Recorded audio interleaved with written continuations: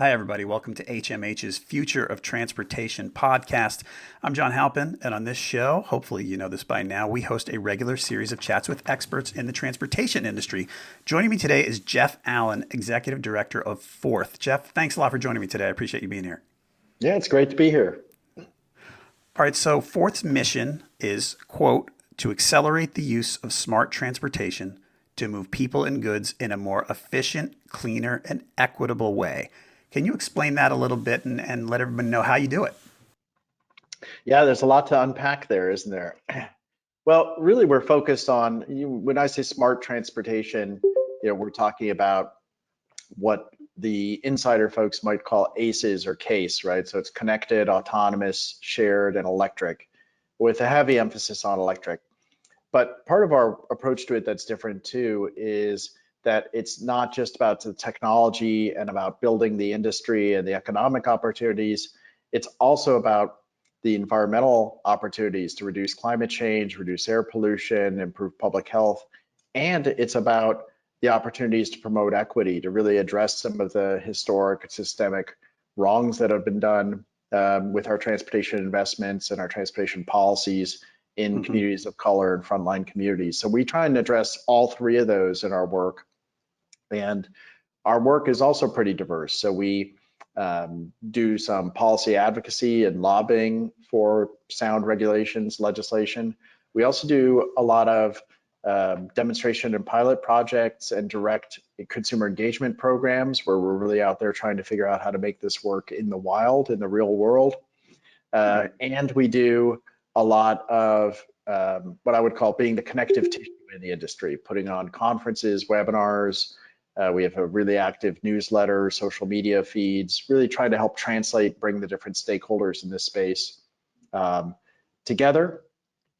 And we put all those pieces together. It's a pretty diverse portfolio. All right. Yeah, and I told you before we started recording, I mentioned that I was at your roadmap conference recently and got to see a little, not behind the curtain because it was public, but learning more about what you do and the people you're involved with, and it was really, really interesting. Before we talk a little more about Forth, I want to ask about you. You've been involved. I was on your LinkedIn profile, and you've been involved with environmentally focused work for your entire career. It was interesting. I looked at what you did with Forth, and then I went back further and further and further. And you've been doing this. I don't want to, say you've been doing it for a long time. You and I look like we're about the same age, but you have been doing it for a long time.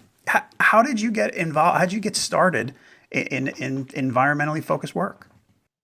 Yeah, that's a fun question. I mean, if I go way back, I actually started college thinking I was going to be a poet of all things. So it's been an evolution. Uh, but I got really, I grew up fishing and camping and doing those kinds of things. Mm-hmm. And first job out of college, went off and did some environmental policy work. I was going to be an environmental lawyer. Worked with a bunch of environmental lawyers who thankfully talked me out of that. Um, because as they said, if you're a really great environmental lawyer, you're going to be the world's biggest expert on the tiniest possible piece of the law. And that didn't really appeal to me. I wanted the opposite, right? I wanted to know a little bit about a lot of things. Mm-hmm. And that's kind of what I've been able to do in my career, right? So I did a lot of work early on in environmental policy and lobbying, advocacy work, mostly in environmental nonprofits. And, really that's all about how do you get companies to make different kinds of products and different kinds of services and people to buy them. And you can do that with carrots, you can do that with sticks. Um, Increasingly, as I got into it, I found the really interesting work to me was how do you actually make that work? So you can pass a mandate that says you have to do X. You can pass a tax that says it's really expensive to do Y. But the really interesting part is how do you actually create a market for whatever it is, whether it's um, you know, digital thermometers instead of mercury containing thermometers, electric cars instead of gas cars. Um, One of my ventures early on was, how do you get people to not be cremated, not to have their fillings taken out before they're cremated so you don't put mercury in the air. It's all these little decisions and business models that need to be tweaked is where it gets really interesting. The other thing I realized is, well, just a couple of things. One is that for me, it's not just about the environment. It's really that I have a low tolerance for waste. Yep. And that's true whether we're wasting natural resources, whether we're wasting money, or whether we're wasting people, frankly, and opportunity. And that I was really just as passionate about how do you help people realize their potential as I was about protecting the environment. It all matters. And then the other thing I figured out is that I was really interested in how do you build organizations to do this work that people might actually want to work in. I worked in a lot of nonprofits where we did great work and it was a horrible working environment. So hopefully I'm trying to build a little bit of a different model here. Okay. So you're one of the things on your website says you're helping companies and communities evolve to a more sustainable future. What's the more forward thinking ally or the more helpful ally generally, the company or the community? Oh, that's a loaded question. No, I would say not to cop out, but it really depends. You know, we've Hmm. seen leaders in all sectors. It depends on the issue. It depends on the particular leadership in that organization, whether it's a city government, a company government, an NGO. I think the big difference is what are the strengths and weaknesses and constraints those different organizations operate under. So for example, companies tend to be very nimble, fairly well resourced, but very narrow in what their focus is, right? They want to sell their widget. So in the electric vehicle space, if I'm a car company, if you're not going to buy my electric car, I want you to buy one of my other gas cars, right? I don't Right. want to sell you somebody else's electric car. Um, Communities tend to be a little bit less nimble, but fairly nimble and have really broad set of interests, right? They don't really tend to isolate if you're a community-based organization or a local government. You don't separate your economic development goals from your environmental goals all that much. They're kind of all important. But they tend to lack information and resources. Government in general tends to have the resources, but move really slowly. And Okay. there's reasons for that. We've kind of designed them to move slowly, right? Um, so a lot of the work we do is bringing all those stakeholders together and saying, okay, everybody wants this outcome. What can we all contribute to helping make that outcome possible? So what are the things that the companies can do that only they can do? What are the things that government can do, but only government can do? How do we kind of bring all those folks together? And often fourth is the owner of the vision. So we try and keep Mhm. people focused on here's the outcome we're trying to get to. Let's not get too bogged down in, whether who's going to benefit the most or, some of the specific tactics. Let's stay focused on the vision and figure out how do we all get there together. Okay, so actually that leads into my next question. Your role, basically, you Fourth operates as a facilitator in a lot of ways. Is there a real world example of what you just talked about? Can you talk about it? You know, how you sort of brought parties together to maybe paint a picture of how you do this. Yeah, absolutely. So can think of a couple right off the bat. One I kind of referenced, especially early on, when most car companies had one electric car model and they weren't making a lot of them, they wanted to sell their car, but if you weren't going to buy their electric car, they wanted you to buy their gas car. Utilities wanted to see more electric cars sold, but they had to be brand neutral. They had some other constraints. They're interested in when and how people charge. They have regulations they have to deal with.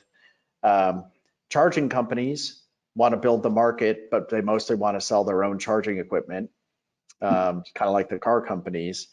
Cities want to see this happen, but aren't clear what their role is. Generally don't want to spend any money. And so one of the things we did early on, this is going back way back to 5-10 years, is figure out how do we bring those folks together to help increase consumer awareness and adoption of electric vehicles.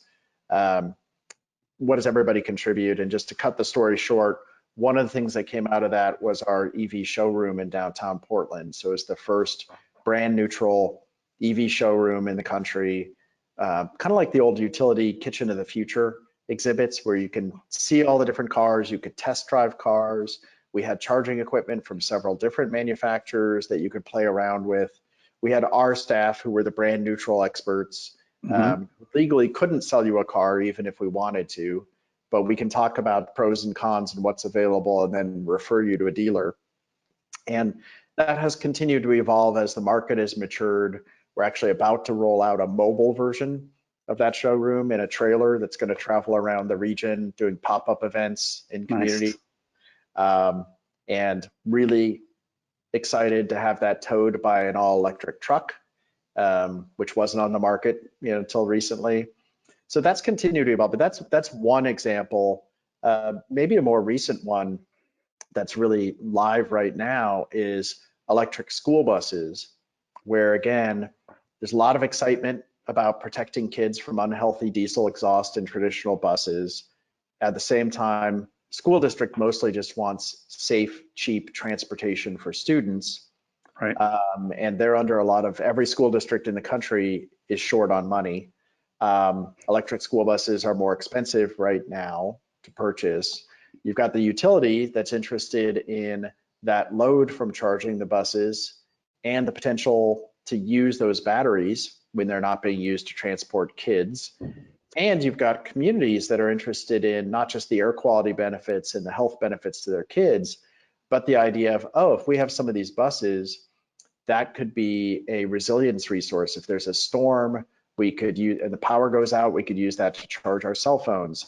If there's a 118-degree day in Portland, like there was recently, and we need a cooling center, you could run those as portable cooling centers. How do we, so we have a project going right now where we're bringing community members and stakeholders together to say, how do we maximize and monetize all those benefits to make this transformation happen? Because if we just wait until the buses reach operating cost parity with diesel buses, we're going to be waiting way too long. Right. Okay. You going back to something you said earlier, you were talking about carrots and sticks. And with the private companies, like let's say the car makers now, we're at the point now, like part of me has always been with any uh, advancements like this, let's say electric vehicles, like it's not going to work until the people making the cars can make money. Ultimately, it's not going to work. But now the cost of entry for consumers is changing. So now before it was almost always a stick with the car companies. And now, right now the carrot's here. Now they're looking and they're going, "Hey, now, wait a minute. We can really make this work now." And it's almost like I mean, is it 6 months ago? I don't know when it was. The Super Bowl. When was the tipping point here? When did the switch flip? Well, and I think it's arguable whether we're quite there yet, to be Okay. honest. I think it's a combination. It's always a combination of carrots and sticks, right? So yes, we had policies like the zero emission vehicle mandate that told companies they had to produce a certain percentage of vehicles. Um, we also had some federal tax credits to help provide some carrots. Some states like Oregon have their own rebates to help provide some carrots. Um, we've seen more of the regulatory sticks coming recently with states cranking up their requirements, and with the new administration, there's going to be tighter national regulations on vehicles. But we're also seeing the cost of producing those electric vehicles coming way down, right? Battery costs are declining, all those system costs. So it's interesting because I think a lot of the media has focused on when do we hit price parity with Mm-hmm. vehicles? When is the upfront purchase price of an electric vehicle the same as a gas vehicle? It's already, the total cost of ownership is lower in most cases because they're so cheap to operate, but people just look at the sticker price, right? Yep. But I think the really interesting question is, when do we hit profit parity, right? So Okay. when can a car company make as much money selling you an electric car as they make selling you an SUV that runs on gasoline? We're not there yet. So I think that will be the real tipping point, and we're going to get there soon. I don't know if that's 2 years, 5 years, 10 years, but it's coming.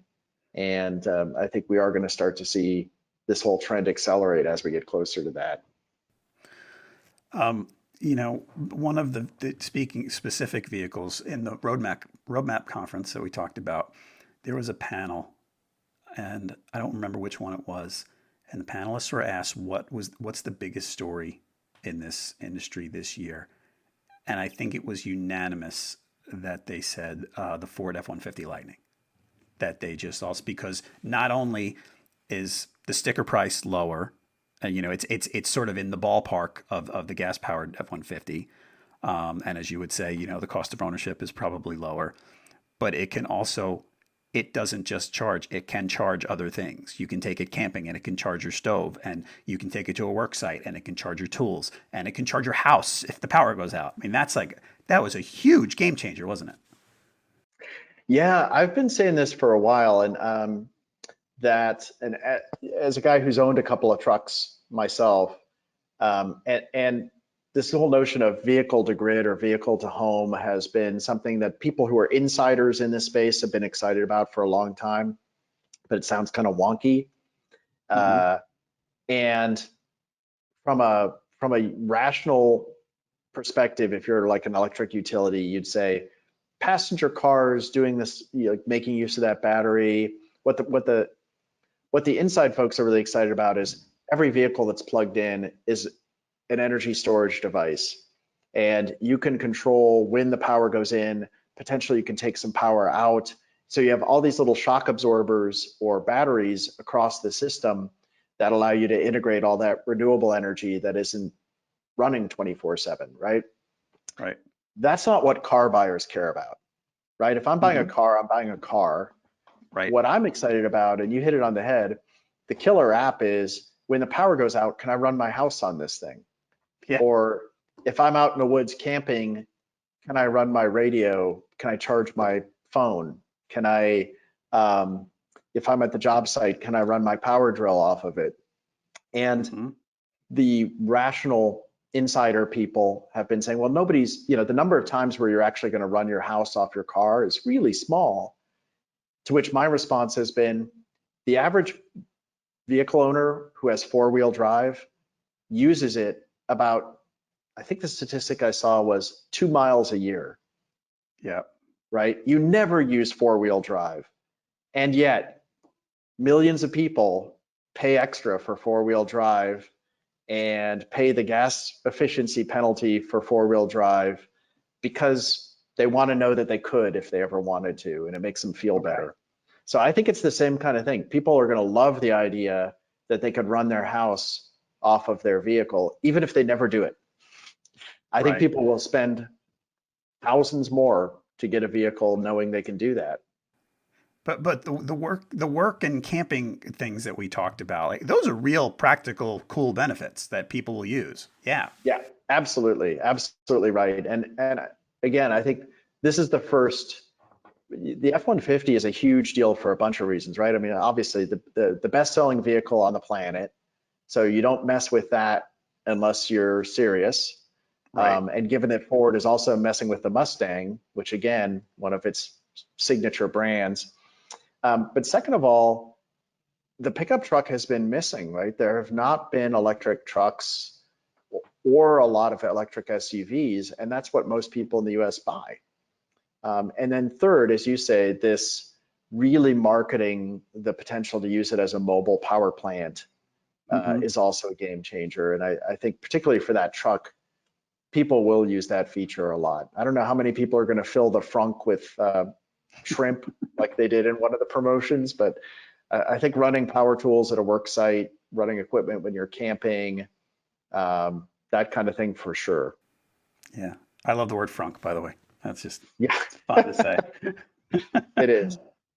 um, so your website says that you advance electric, smart, and shared mobility. Is shared? Is it just? I mean, is it an oversimplification? Say Uber and Lyft, or are we talking scooters? Or yeah, how do you get involved in that side of things? Yeah, all of the above. So I should have clarified at the beginning, we are a trade association and Hmm. advocate for advanced mobility. So we have members that include Uber, Lyft, scooter companies. Um, But shared mobility, the way I would put it is basically anything that's about making more efficient use of a vehicle, whatever kind of vehicle it may be. And if you think about it, cars are for most of us our second most expensive possession, and they are incredibly poorly used, right? The average car is driven a couple hours a day, so less than Yep. 10% of the time. The average occupancy in the US is it's a little under 1.1 people. Yep.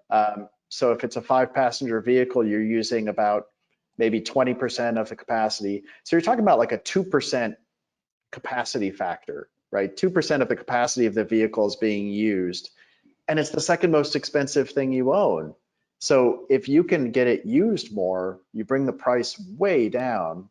And so there's huge economic advantages.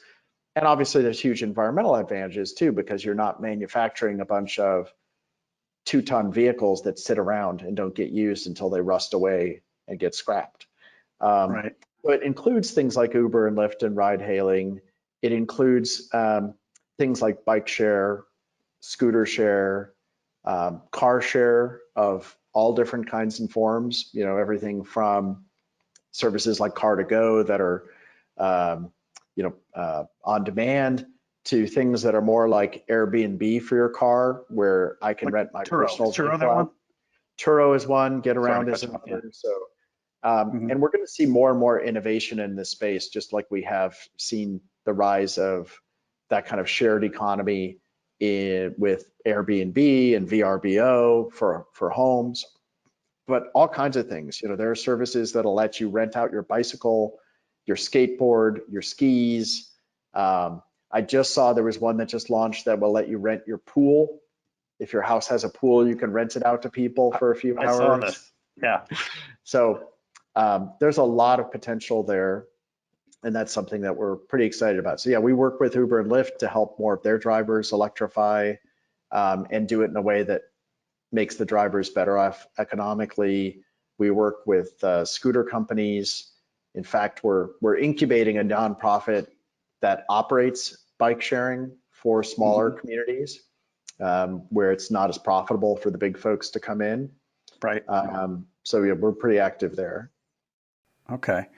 Yeah, I was actually talking one of the previous episodes was we talked to a guy who's a futurist, and he talked about what if he said imagine going. We were talking about crowded urban places, and he basically talked about the idea of what if you drive your car to dinner and you go in the restaurant, and when the car's autonomous, it can act as an Uber on its own while you're eating dinner, and then you can have it and go home. And it's kind of, you think about that, you go, whoa. But it makes sense when the technology works out, you're going to be able to. You want to maximize use, and I think what you just said rung a bell with me because I have this Buick Enclave, which is basically a minivan, because I got it because we have a couple of kids, and I drive it by myself most of the time. So it's this mammoth. It's a yacht driving down the road, and there's no one in it. Yeah, and we tend to buy vehicles for the most extreme use case, right? And then we're stuck with them Yep. for everything else. The vision here, that again is sort of the insider geek speak, is mobility as a service. But the way to think about it, and we're kind of halfway there already, or we were pre-pandemic, is that basically your phone becomes your mobility device, right? So when you walk out the front door, every time you need to go somewhere, you can use your phone to summon an Uber or a Lyft or a car, to access a shared bicycle, to get on a bus, to get on a train, to call a autonomous electric helicopter in a few years. Those are coming too. So whatever your mobility, choice might be, every trip you can make that choice and you can right size it. So if you need a car, great, you need a car, but do you need a two-seater car to go get a latte, or do you need that minivan to take the family camping? The most efficient thing economically ultimately would be get to a point where every trip you can optimize how you're going to make that trip. Okay. So we've talked a lot about e-mobility. We talked about the F-150 Lightning. We've talked about a lot of things. What else is trending in e-mobility? What else is interesting to you right now? Yeah, I mean, I mentioned there's just a real explosion of electrification in new parts of the mobility ecosystem. So I mentioned school buses, Transit buses have been coming for a while. Big long haul Class 8 trucks are going electric. Daimler Trucks here in town is selling those already, as is Volvo. We're doing another project with electric tractors for agricultural use. We're seeing planes, boats. So there's a lot of innovation there with different kinds of vehicles. Um, you know, on a very different note, one of the things we haven't talked about that's definitely trending is a much bigger focus on equity, especially in the post George Mhm. Floyd era, where people and post COVID era, where people are saying, great, we want clean mobility, we want to deal with climate change, um, we want to spend less money importing oil, and we also want to know how is this going to create jobs, especially for historically underserved communities. How is this mobility technology going to benefit us? Is Mhm. this, or is this just about Teslas for rich people in Silicon Valley? Right. Um, and so there's a lot more focus on that workforce development, on mobility in communities, on how do you use the technology to meet community needs rather than the other way around. So we're seeing a real push there. Okay. Those are a couple. There's a lot more happening. Obviously, I guess the last thing I would say is a lot of attention on Washington, D.C. all of a sudden that hasn't been Yeah. there for the last few years. Um, So speaking of that, sorry. So the infrastructure bill, not law yet. When you saw the details, were you happy? Was it ambitious enough? Because there's a lot of ways to look at that. Some people would say, "Oh, why are we spending any money?" And a lot of people, other people say, "Wow, this isn't enough." And I wonder where you stood on that. Yeah, well, it's definitely not enough. If what you want is to, so yeah, you can look at it as glass is half empty or half full. I would say, and I think whatever happens with the infrastructure bill, we're going to see more investment from this administration. We're going to see more support from this administration, and that's definitely helpful. I think the infrastructure bill is a good first step. It would mark the first time that the federal government has really put its money on the table to invest in charging infrastructure, for example. But if your goal is we want to electrify the vehicle fleet in the next 10, 15 years, get to the point where all new vehicles sold are electric, which is where we need to go if we're serious about climate change, it doesn't get us there. Right. If your goal is we don't want to give over the automotive industry to China and to Europe, it doesn't get us there. So it's a good first step. I think is the easy thing to say, Hmm. but it needs to not be the last step. And I'm hoping, I think we're all hoping that it will pass and that we will also see a lot more investment through the budget reconciliation process, and then hopefully going forward over the next few years as well. This is not a one and done uh, kind of a deal. Okay. So in this space that we're talking about, where are we on the innovation curve? Like, are we really? I mean, a scale of 1 to 10, where one's kind of like, yeah, we really, we're stalling, and I don't know exactly what the criteria are, but how far along are we in this space, or is there a lot more to come that we're not thinking about yet? Yeah, that's a good question. And I think you really have to break down into the different subsectors within transportation. So if you start with electric cars, which are definitely the furthest ahead, right? Hmm. Even there, I would say we're not past a 5 on that 10-point scale, right? I mean, the polling that I look at, for example, says, and what's interesting about it is it's also very variable across the country. So if you're in Oregon, California, Washington, Colorado, some of the East Coast states, a few other islands, interesting places like Columbus, Ohio, or Atlanta, Georgia. If you're in some of these markets, you've probably seen an electric car. You probably know a little bit about them.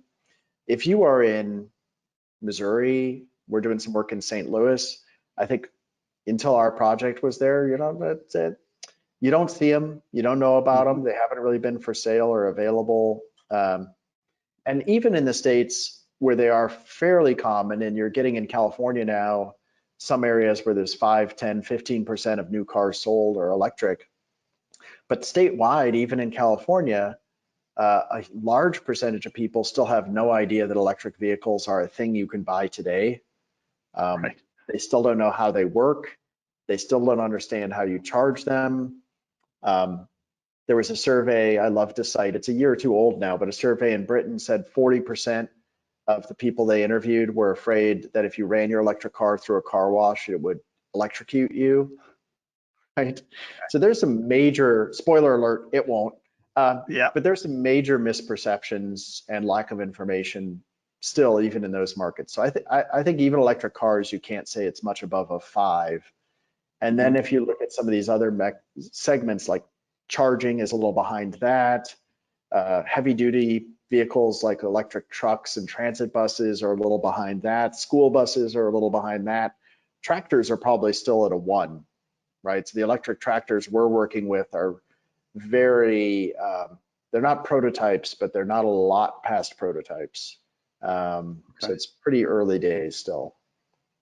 So you were talking about the geography of this and charging power, like the amount of miles you can get on a charge, matters to people who aren't in cities or places with a good, the networks of chargers are still growing, right? So I mean that's a big like they can I don't want to say can't, but it's more difficult to be an EV owner in a more isolated setting, right? Well, I think it gets back to the awareness and the marketing. So if you look at people who actually own electric vehicles, Hmm. they tend to not be nearly as worried about that as people who Okay. don't. And the reason for that, if you dig into it, makes sense. Most Americans, no matter where you live, you don't drive more than 20 or 30 miles a day, Fair. right? Hmm. Um, Now, you're always planning for that extreme use case of what if I wake up in the morning and I want to drive from Portland to Las Vegas? How often do you really do that? Never, but that's what people think about. But typically people drive 20 or 30 miles a day, and any electric car on the market will do that for you without ever Hmm. having to use a public charger. Um, Yep. so where it becomes more important is, first of all, as part of the building the comfort level for consumers, kind of the awareness, that kind of thing. Second of all, yeah, people want to be able to take longer trips in their car, right? It's like, yes, if you have 2 cars, you can use the gas car for long trips, or you can always rent a car, but people don't want to have to do that, right? Right. And particularly for the intermediate trips. So I don't go from Portland to Vegas, but I go from Portland to Seattle, or I go from Portland to Eugene. Um, and I may need a charge along the way there, particularly those fast chargers. Um, and then it's use cases like driving for Uber and Lyft. You absolutely have to have really common, affordable, public fast charging to make that work. Um, so I think the next stage of this conversation needs to be about not we need more charging, but really specifically what kind of charging, where, for what use cases, right? We need Okay. fast charging. We need um, to figure out how do you provide charging to people who live in apartment buildings and don't just have an outlet they can easily plug into. We need charging at work because it's like having a nice bike rack at work. If you can charge at work, you're 6 times more likely to buy an electric car. So there's specific use cases like that that we need to dig into. Okay. Yeah, I don't know who I was talking to about this, but I mean, some of the charger companies literally market to shopping centers, apartment buildings, hotels, things like that, right? Because those places need these now. It's becoming less of an option and more of a must-have, right? Yeah, well, I think the challenge is still that most of those places don't know that they need them or don't think that they need them and Okay. don't understand what their choices are. Um, for example, we work a lot with employers to say, look, 20 years ago, you put in a bike rack. 10 years ago, you put in lockers and showers. That's great. Next thing you need to do is provide EV charging. If you're going to be a Yep. technology forward, progressive employer who supports clean commuting, this is what you need to do. And it's really cheap, but it's new. and it's a little complicated, and um, they just haven't quite wrapped their head around it. And again, this is one of those cases where um, it's not clearly anyone's job to build that market, right? So individual charging companies, they want to go talk to an employer and say, yes, you should buy our charger. But the employer doesn't want to get 5 pitches from 5 different companies selling him something he didn't know he needed, right? Yep. So someone has to do the work of building that market where employers say, yes, of course, we're going to provide charging. Here's what we want it to do. Based on that, here's the 3 companies we want to solicit bids from, or here's the RFP we're going to put out, or whatever it might be, or we're just going to call our utility and ask them to do it for us. And those business models haven't really been built out yet. Got it. That's interesting. That's an opportunity, I would guess. So, pretty cool. All right, last question for you. And I know this is since you're a trade association with many members, this could be a tricky answer for you, but what companies are game changers? We talked about the F-150 Lightning being a game changer. What companies that, and when people think of EVs, they think of Tesla all the time. You mentioned it already. I probably mentioned it too. What's a game changing company that maybe is a little under the radar that most people don't know about?